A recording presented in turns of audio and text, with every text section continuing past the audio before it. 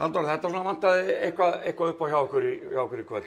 Hvað svona helst? Já, klálega bara byrjum í fyrri hálfleik, þá skora þeir 60 stig sem bara allt of mikið og svo taka þeir 19 fleiri fráköst sem bara drepa leikinn. Já, auðvitað, ákveðnar breytingar hjá ykkur og auðvitað væntanlega tekur tíma að koma nýjum mönnum inn í kerfið. Er það hluti ástæðinu?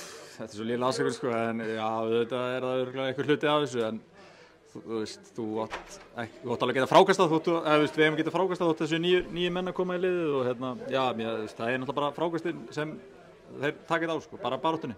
Já, og ykkar byrjun, þeir eru væntanlega ekki sátti við ykkar byrjun, gruna mig. Klárlega ekki. Hérna stefnan alltaf bara á toppinn. Já, við alltaf stefnum á að fara alla leið og við viljum ekki tapa leikjum sérstaklega náttúrulega heimavelli og já, þetta er bara ekki alveg eins og við hefum viljað óska okkur. Nei. Nýi kaninn, hvernig svona líst þér á hann til þessi bremið? Bara kemur mjög flottur inn í þetta og bara þrjusu góður og Og hann á nú inni, eða ekki?